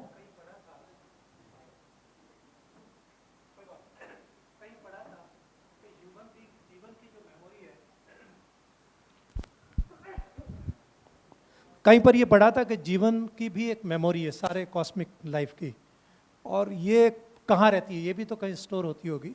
कल चर्चा करेंगे। तो उन्होंने ये कहा कि ये पानी में मेमोरी जीवित रहती है। ये किसी साइंस में पढ़ा था, पता नहीं, कल समझेंगे तब देखेंगे कि कहाँ रहती है। हाँ जी, तो दो पॉइंट हमने क्रॉस कर लिए कि पदार्थ अवस्था में पहचानना निर्वाह करना होता है, और पेड़ पौधे में पहचानना निर्वाह करना होता है, जिसके कारण वो तमाम एक्टिविटीज़ जिनको हम सुखी दुखी होता है या उसके भीतर गुस्से और उसका प्रभाव होता है, वो सब हमने देखा। अब आगे चलते हैं, आगे चलते हैं। जैसे मच्छर, जोंक, मधुमक्खी है, तितली टाइप, ठीक। तो ये जो छोटे कीड़े मकोड़े हैं या छोटे ये जो कीट पतंगे हैं, अब सवाल ये होता है कि इनको जीवन चलाता है कि नहीं चलाता है वो जीवन जो मैं हूँ, आप हैं, जो इस शरीर को चला रहे हैं, या एक कुत्ता अपने कुत्ता शरीर को चलाता हुआ एक जीवन है? क्या वही जीवन जिसमें मानने की और भयभीत होने की घटना होती है, सुखी दुखी होने की घटना होती है, क्या वो एक मच्छर शरीर को चलाता है? क्या चला सकता है क्या? तो तीनों कंडीशन अप्लाई करके देखते हैं। मच्छर शरीर में विकसित मस्तिष्क होता है, अविकसित होता है, अविकसित होता है, विकसित नहीं होता है, एक कंडीशन। दूसरा, मच्छर को कुछ सिखा सकते हैं? ये हमारे पालतू मच्छर हैं, गेस्ट आया तो छोड़ दो, जो गेस्ट पसंद ना हो, है? हाँ, वो आपने सिखाया नहीं, स्ट्रक्चरल चेंज कर दिया, बोल के कुछ नहीं सिखाया। तीसरा, मच्छर भयभीत होता है कि नहीं? हाथ उठाओ। होता है, होता है, हाथ उठाओ।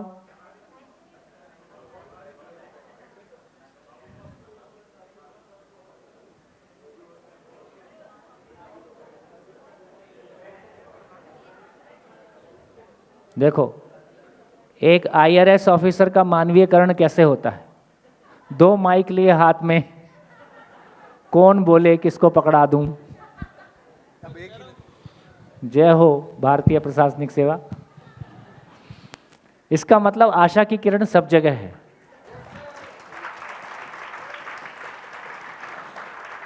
ना? ऐसे देख के लगता है अपने ही जैसे लोग हैं, फिर इनके ऑफिस में जाओ तो अलग टाइप का लगता है।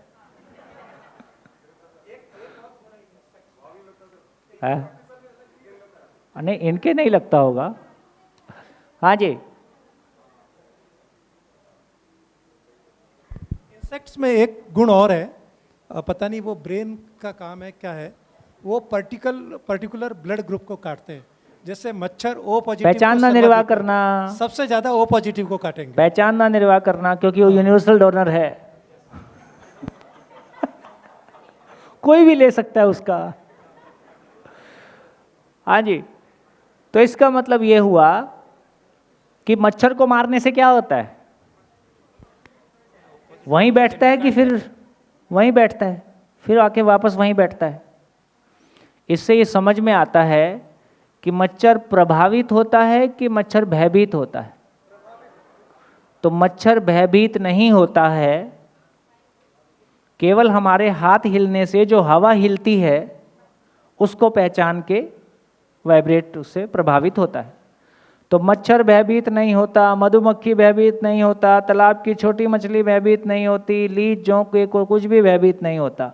ना ये भयभीत होता, ना इनको कुछ सिखाया जा सकता, ना इसमें विकसित मस्तिष्क है। इससे सिद्ध होता है तमाम तरह के ये कीट पतंगे अविकसित ब्रेन से संचालित है, इनको जीवन नहीं चलाता है जो जीवन मैं और आप है।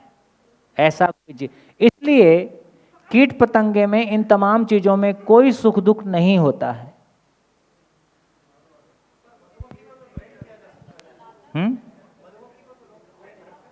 मधुमक्खी को ट्रेन नहीं करते। जैसे चींटी को चीनी डालने से चींटी आती है, ऐसे ही मधुमक्खी भी आती है। तो हम उसको ट्रेन नहीं कर सकते, तो भैया डोमेस्टिकेट नहीं कर सकते। इन सबको खाना भी तो वेजिटेरियन हाँ, ही हो गया। फिर ये आता है, सवाल आपका ठीक है, सवाल में कोई गलती नहीं है, लॉजिक में कोई गलती नहीं है कि जिन शरीर को जीवन चलाता है वो बिल्कुल वैसा ही है जैसे मैं किसी के घर गया, उसने मेरा नाश्ता कर लिया। तो किसी की गाड़ी छीन ली अपनी यात्रा के दौरान और वो सुखी दुखी होता है, ये तो शुद्ध अपराध है। तो किसी ऐसे जीव को मार के खाना जिसको कि कोई जीवन चलाता है, वो तो शुद्ध रूप से गलत हो गया, क्योंकि उधर तो पीड़ा और दुख देने का काम हमने किया है। तो ये तो एक लॉजिक हो गया। अब इसका मतलब जिन मछली को, छोटी मछली को, भाई जैसे डॉल्फिन है, व्हेल है, इनमें तो बोलते हैं कि इनको तो सिखा सकते हैं और वहाँ तो जीवन है, ये तो साफ पता है, ट्रेन किया जा सकता है। लेकिन तालाब की छोटी मछली, उसको तो जीवन नहीं चलाता है, तो क्या उसको मार सकते हैं? फिर सवाल यहाँ पे संदर्भ ये खड़ा होता है कि मानव शरीर की रचना के हिसाब से ये शरीर बेसिकली नेचर में शाकाहारी शरीर है कि मांसाहारी शरीर है? तो उसके फिर बहुत सारे एविडेंस मिलते हैं शरीर की बनावट में, दांत की बनावट, छोटी आंत और बड़ी आंत की लंबाई का रेशो, और कुछ चीज़ें हैं, है ना, होठों से पानी पीना कि जीभ से पानी पीना। जो मांसाहारी पशु हैं वो सब जीभ से पानी पीते हैं, शाकाहारी जितने भी है वो होठ से पानी पीते हैं। मांस को पचाने के लिए ज़्यादा समय लगता है, इसलिए छोटी आंत और बड़ी आंत की लंबाई का जो रेशो है वो मांसाहारियों में एक जैसा है, शाकाहारियों में एक जैसा है। जब इन सारे अंतर को मिला के देखते हैं तो मानव का शरीर बायोलॉजिकली शाकाहारी है। ऐसा बोल के आपको शाकाहारी होने का प्रवचन नहीं दिया जा रहा है। आप मांस खाते हैं, खाते रहिए, खाते हैं तो खाते रहिए, लेकिन क्या करना है? केवल इतना ही करना है कि मानव में आचरण से, ज्ञान से उसका आचरण बदलेगा या आचरण से मांस बदल जाए, आचरण से उसका ज्ञान आएगा।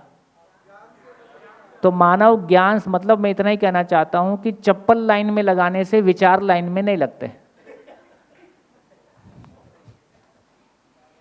विचार लाइन में लगने से चप्पल लाइन में लग जाती है।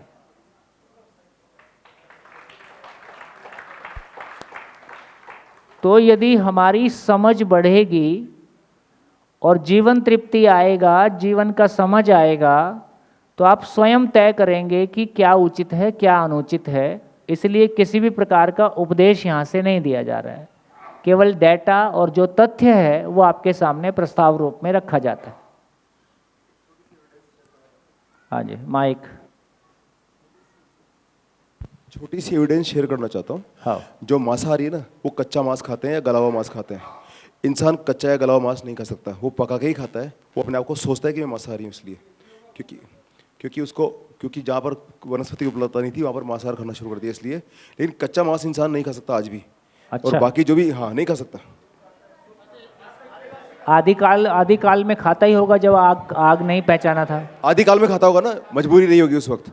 लेकिन डिजाइन जो आप बात करते हैं ना, एविडेंस जो बायोलॉजिकल डिजाइन के हिसाब से जो मांसाहारी जानवर है ना, वो आदिकाल में भी और आज भी कच्चा मांस ही खाते हैं। ये कहना चाह रहा था। हाँ, आज भी खाते हैं। चाइनीज तो आज भी खाते हैं और जो पका के खाते होंगे। कच्चा नहीं खाते। कच्चा नहीं खाते। कच्चा मांस खाने वाला इंसान कोई किसी ने देखा हो तो मुझे बताइए।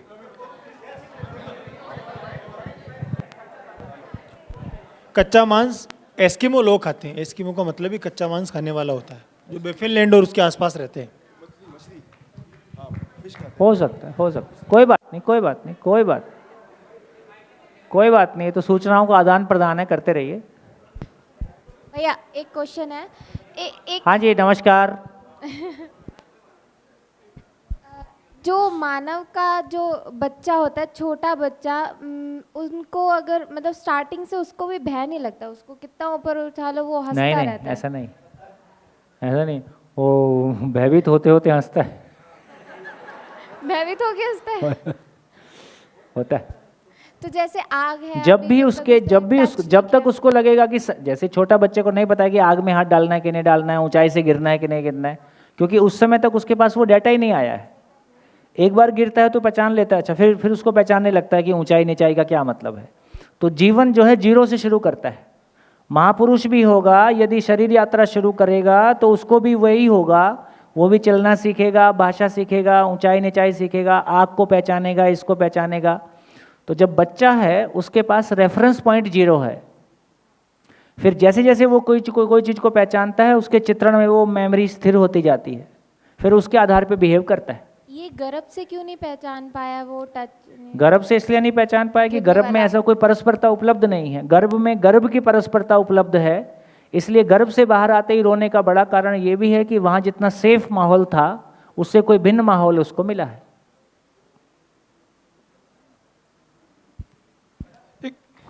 एक क्लैरिफिकेशन चाहिए, मतलब बहुत सारा कंफ्यूजन हो रहा है। भयभीत और प्रभावित दोनों का डिफरेंस। भयभीत और प्रभावित का मतलब है, कभी आपने देखा है वो घर में से कोई छोटा सा छेद रहता है, धूप अंदर आती रहती है, उसमें बहुत सारे कण तैरते रहते हैं, उसको फूंक मार दो, सब प्रभावित हो जाते हैं। वो कोई उड़ने लगे हैं, देखने लगे हैं, तो प्रभावित होने का मतलब है कि संसार में हर इकाई दूसरी इकाई से प्रभावित होती है। मेरे हाथ से बोर्ड प्रभावित हो गया है, इवन मेरी आवाज़ से भी ये हॉल प्रभावित होता है। वाइब्रेशन है, वाइब्रेशन दूसरी चीज़ को प्रभावित करेगा। प्रभावित होना एक बात है, सुखी दुखी होना दूसरा बात है, ऐसा बोल रहे। तो मच्छर प्रभावित होता है, भयभीत नहीं होता है। भय होना का मतलब है कि वो जीना चाहता है और जीने पे बन आई है, तो मैं भयभीत होता हूँ। तो ये पहचानने वाली चीज़ कि मैं जीना चाहता हूँ, ये जीवन है। तो पूरे, फिर से बोल देता हूँ, पूरे एग्जिस्टेंस में, पूरे ब्रह्मांड में सुखी दुखी होने वाली एकमात्र इकाई जीवन है। पूरे अस्तित्व में दृष्टा, कर्ता, भोक्ता, जिसमें देखने का सामर्थ्य है, जिसमें करने का सामर्थ्य है, निर्णय पूर्वक करने का सामर्थ्य है, जिसमें सुख दुख को भोगने की स्थिति है, वो केवल एकमात्र इकाई जीवन है। शरीर को चलाने वाली इकाई है मैं हूं, आप हैं, या पशु शरीर को चलाता हुआ जीवन भी है। बढ़िया। सर एक कंफ्यूजन है। आपने एक चीज़ पहले ऐसे बताई थी कि जो जीवन पशु शरीर को चलाता है, हाँ, उसके अंदर केवल ये रहता है कि उसको जिंदा रहने का रहता है, हाँ, उसको ये रहता है कि मैं मर ना जाऊं, हाँ, उसके एक्शन उस तरीके से रहते हैं। और अभी आप ऐसा कह रहे हैं कि जीवन अकेली ऐसी एंटिटी है जो सुख दुख को पहचानती, तो क्या ऐसा कहा जाना चाहिए इसको कि जो डेवलप्ड ब्रेन है उसके साथ वाला जीवन सुख दुख को पहचानता है, और जो अंडर डेवलप्ड है या पूरा डेवलप नहीं हुआ है वो सुख दुख को नहीं पहचानता, ऐसा कहा जा सकता सुख है? दुख को पहचानने वाली एंटिटी एकमात्र जीवन है। यदि ब्रेन डेवलप्ड है तो ही वो उस शरीर को चला सकता है। बिल्कुल वैसे ही है, यदि गाड़ी में क्लच प्लेट एक्सीलरेटर नहीं है, हैंडल नहीं है जी, तो मैं सीट पे बैठ सकता हूं, कर कुछ नहीं सकता। जी, समझ में आया? मतलब एक कोई डॉग है, कुत्ता है, तो वो भी ऐसा, मतलब उसको भी कुछ हद तक ऐसा लगता होगा सुख दुख, या बिल्कुल नहीं लगता है? पूरा ही लगता है। अच्छा, जब डॉग की बात कर रहे हैं, आगे आते ना, उधर आते। जी जी, ओके। तो इसका मतलब ये हुआ कि प्राण अवस्था में भी पहचानना होता है, निर्वाह करना होता है, दोनों सेम ही है, क्योंकि मूलतः एटम मॉलिक्यूल है। हाँ जी, सब साथ में चल रहे? तो अब ये समझ में आ गया कि पशु का शरीर और मानव का शरीर मूलतः कोशिका से बनी हुई रचना है। शरीर की बात कर रहे हैं, इसलिए वो तो प्राण अवस्था में ही निबट गया। क्या मतलब? मैं ये तय कर सकता हूं कि क्या खाना है, कब खाना है, कितना खाना है, और मैं ये भी तय कर सकता हूं कि अब मैं जहर खाना चाहता हूं।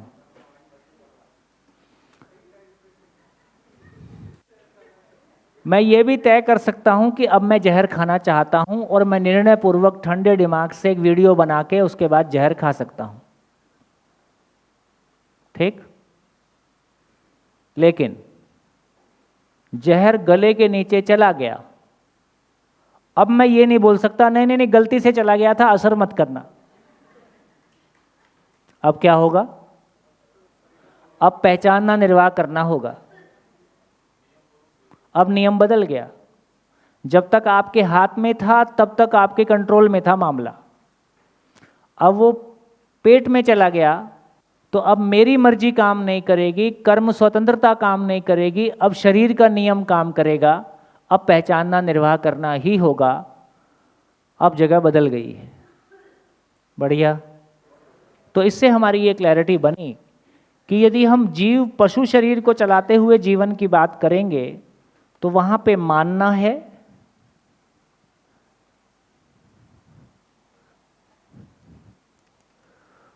वहां पे मानना है, मानना के आधार पर पहचानना है, और पहचानना के आधार पर निर्वाह करना है, निभाना है।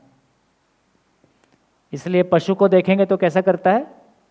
जैसे आपने कहा कि जो उसको खाना डालने आएगा उसको अलग तरीके से पहचानता है, और जो इंजेक्शन लगाने आएगा, डॉक्टर आएगा, उसको अलग तरीके से पहचानता है, और अजनबी को अलग तरीके से पहचानता है। जैसा मानता, रिपीटेड एक्शंस के आधार पर जैसा मानता है वैसा पहचानता है, वैसा निर्वाह करता है। हम लोग कैसे करते हैं? कोई आदमी हंस के 4 बार हमसे मुस्कुरा के बात करे और थोड़ा इज्जत से बात करे तो हम उसको मान लेते हैं कि अच्छा आदमी है, और कोई थोड़ा सा कठोर बात करे तो हम मान लेते हैं उस आधार पे कि ये आदमी ठीक नहीं है।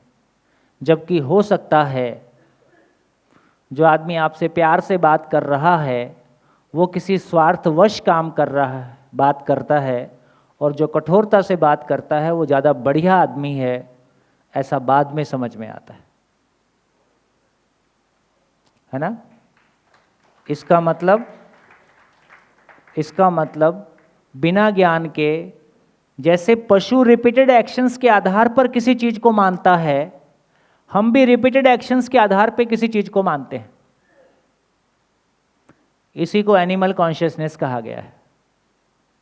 पशु और हम में फर्क क्या है? पशु और हम में फर्क है, मानव में भी मानना होता है। मानव, पशु का मानना वंश विधि से होता है, मानव का मानना कल्पनाशीलता से होता है। उसके पास वैरायटी है, लेकिन क्वालिटेटिवली अंतर नहीं है। पशु का मानना वंश विधि से होता है, मानव का मानना कल्पनाशीलता से होता है, लेकिन मानना ही होता है। मानने के आधार पर पहचानना होता है, पहचानने के आधार पर निर्वाह करना होता है, और जीने के धरातल पर यदि संज्ञानशीलता में तो मानव का जानना होता है, जानने के आधार पर मानना होता है, तो नैया पार होती है। तो इतना काम शेष है, बाकी काम नेचर में हो गया है। यहां दो बातें कह के अभी की बात को पूरा करते हैं। जब पशु शरीर को चलाता हुआ जीवन शरीर चला सकता हूं इतना ही प्रमाणित करता है, शरीर चला सकता हूं इतना ही प्रमाणित करता है, इसलिए उसमें केवल प्राण भय होता है। पशु में केवल प्राण भय होता है, एक ही भय होता है। मानव में कितने भय होते हैं? मानव में 4 भय होते हैं। पशु शरीर में मैं शरीर चला सकता हूं इतना ही प्रमाणित करता है। मानव शरीर में जीवन स्वयं के होने को प्रमाणित करता है। मैं हूं, स्वयं के होने को प्रमाणित करता है। इसका मतलब स्वयं के होने का मतलब मैं हूं मतलब जीवन हूं, मतलब जीवन हूं मतलब कल्पनाशीलता है, कल्पनाशीलता है मतलब समझ सकता हूं। जीवन की एक ही मौलिकता है, जीवन ना मेल है ना फीमेल है। मैं मेल भी नहीं हूं, मैं फीमेल भी नहीं हूं, मैं बस समझ सकता हूं, समझपूर्वक सुखी होता हूं, नहीं समझता हूं तो दुखी होता हूं, मैं बस इतना ही हूं। तो पशु शरीर को चलाते हुए मैं स्वयं के होने को प्रमाणित करता हूं, अपनी समझ को प्रमाणित करता हूं। इसलिए मानव में प्राण भय तो पाया ही जाता है, प्राण भय के साथ साथ धन भय पाया जाता है, उसके साथ साथ मान भय पाया जाता है, उसके साथ साथ पद भय पाया जाता है। 4 भय मानव में इसलिए पाए जाते हैं कि वहाँ जीवन मैं स्वयं के होने को प्रमाणित करता हूँ, और जब भी मेरे होने में दिक्कत आती है मैं परेशान होता हूँ। कोई मेरे को सम्मान देगा कि नहीं देगा, ठीक, पैसा मेरे पास रहेगा कि नहीं रहेगा, तो पैसे के साथ मैंने सम्मान को भी जोड़ा है। यदि पैसे के साथ मैंने सम्मान को नहीं जोड़ा है तो पैसे के कम ज़्यादा होने से मैं उतना परेशान नहीं होता हूँ। ये पैसा उतना परेशानी का कारण नहीं है। बात समझ में आ रही? पैसे में ज़्यादा परेशान होना इसलिए है कि पैसे के साथ में इज्जत भी जुड़ी है ना। जैसे यदि मैंने पैसे के साथ में इज्जत को नहीं जोड़ा है, तो जब हम लोग कॉलेज से, अच्छा ब्रेक हो गया ना, जब हम लोग कॉलेज से निकल गए तो जो लोग, अधिकांश लोग अमेरिका चले गए, तो जिनको अच्छी जॉब मिली है वो जोर से अपने सीवी में लिखते हैं, और जिनको अच्छी कंपनी नहीं मिली है वो उधर ठीक से मेंशन नहीं करते। तो बड़ा एक आपस में स्ट्रगल रहता है कि, है ना। इसलिए क्या बोलते हैं, पुरुषों से उनकी सैलरी और महिलाओं से उनका जॉब नहीं पूछना, महिलाओं से उनका उम्र नहीं पूछना है। ये अंतर्राष्ट्रीय मर्यादा है। क्यों ऐसा है? क्योंकि दोनों का सम्मान भारी तरीके से जुड़ा। इससे सिद्ध होता है कि संसार जिंदा रहने के धरातल पर जीता है।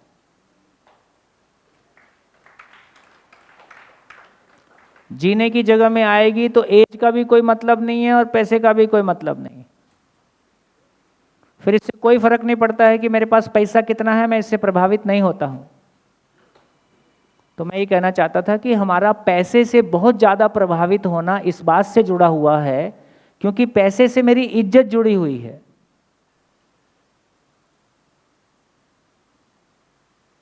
तो जब मेरे दोस्तों में बात चलती थी, वो इतना कमा रहा है, वो इतना कमा रहा है, मैं देखो जब तुम लोग परेशान हुआ करो तो मेरे को याद कर लिया करो, मैं तुमसे सबसे कम कमाता हूं। तो बोले यार तू तो अलग है। तो मैं शुरू से इन्होंने जात बाहर कर रखा हूं। भाई एक आदमी कह रहा है भी मैं तुमसे घोषित रूप से सबसे कम कमाता हूं, बैंक बैलेंस 0, कोई सेविंग नहीं, खुले आसमान के नीचे आराम से जीते हैं, कोई असुरक्षा नहीं होती, बढ़िया काम चलेगा। 1000 करोड़ वाला आए, 500 करोड़ वाला आए, पीएम आए, सीएम आए, अपनी दम क्या है? अपनी दम क्या है? तुमसे कुछ नहीं चाहिए।